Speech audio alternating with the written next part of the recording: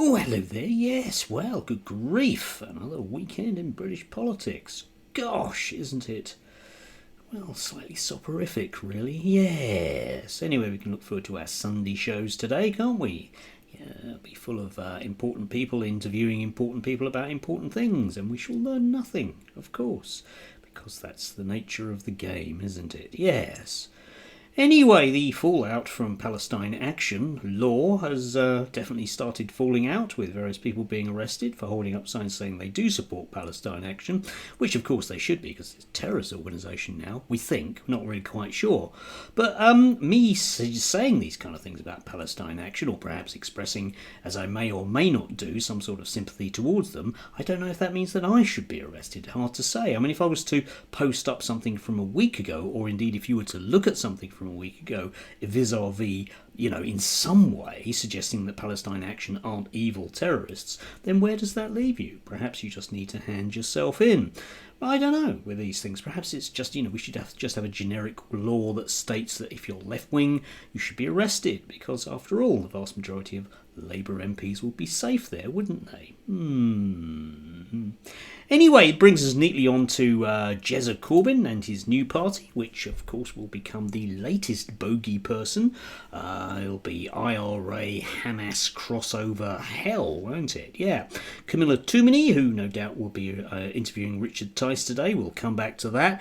Had this, the new Corbyn Sultana party must maybe, May's doing a lot of work, be the most sinister Britain has seen in decades. Yeah, and we've seen some pretty sinister parties, haven't we? I can think of a few right now. The proposed breakaway outfit is an extremist alliance between terrorists supporting Islamists and the hard left. Yeah, do like the use of the word hard left. Not allowed to call people hard right. Reform can, be racist like, but they're not hard right. And Rupert Lowe's party can suggest, well, bringing back hanging and deporting 2 million people, but they're not hard right either. They're just something else. It's only the left that's hard, isn't it? Woof, Fanar, Mrs., etc., etc. Anyway, did have to smile at this in her piece. Given half the chance, they would impoverish us in their communist quest. Oh, I love the word communist. Quest for a more equal, in inverted commas, society, and would revel in our immiseration, believing that we must pay for the sins of empire. Yes. Sultana describes Farage as a grifter, oh dear. Yet in her and Corbyn we've seen the ultimate pair of political fraudsters purporting to represent the many, when in fact they are simply a mouthpiece for a vocal minority of deranged zealots. Yes, deranged zealots, which I think is me, actually. Yes. But I do always have to smile at this, the way that there is this earnest belief, or perhaps it's just a convenient hook, that somehow I am very, as an atheist, I am very, very, very sympathetic to one particular religion. And not just, the generic religion that it is, but the very hard-line version of it, that wants to chop off the heads of babies and the arms of gay people and things, yeah? That I would be sympathetic to that because I'm ashamed of the colour of my skin or something. I mean, it doesn't work with other minority religions. Some reason it doesn't work with minority religions like Judaism. So I'm a bit confused about that. But obviously, I would do that, wouldn't I? I would jump into bed with people that are profoundly undemocratic and basically religious nutters because it's a convenient way of thinking about me. Because that way I must be wrong, deranged, one might say. Yes, and that way, you see, Camilla doesn't have to ever engage with things, which is why, of course, she gets her Sunday show. And I'm sure she'll be interviewing Richard Tice. If she isn't interviewing him this Sunday, she'll undoubtedly interview him in, I don't know, anything within a 12-hour period. As they say about rats in London, you're never more than 5 feet away from an interview studio that has got Ben Habib, Rupert Lowe or Richard Tice in it. They're never off, are they? So I did have to smile at this particular one with the notion that the Reform Party, oh thank God for them, the voice of sanity, aren't aren't they? Yes. After Nigel Farage, less than I think 48 hours ago, was suggesting that they're going to bring in business people. It's very sensible because business people are great. We do business and really know what they're doing. Business people, because business people run things in the business, and we have to do the business and business. We had this Reform MP quits over business propriety during pandemic. Yes, James Murdoch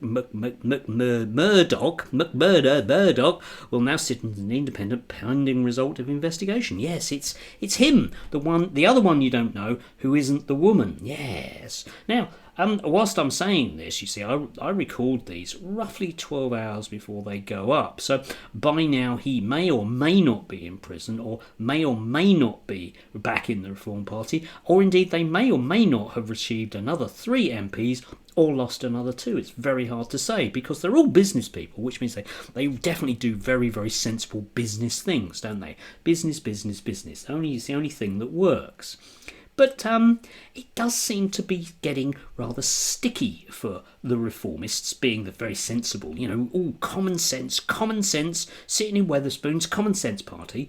They do seem to be, doing the same sort of thing that, I don't know, some other sort of parties that, kind of had a few problems. I mean, if you think back to UKIP, I can't really think of what joins UKIP, and the sorts of problems they had with the people standing for them with reform. There must be some commonality between them, but obviously it can't be Nigel Farage, because he's promised to professionalise the party. Remember, he was going to make sure that there weren't any nutters involved, and we can certainly see that with their local government people, who many of whom have managed to stay in post for anything upwards of 5 hours, some of whom have actually managed to, have a meeting. Some of those meetings have managed to bring down pride flags. So you can see the whole business people getting involved. It's very, very good.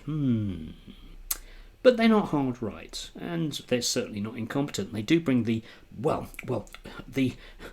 rigour of the marketplace to our politics. We can only look forward to that in the future. Yes. They wonder why we despair.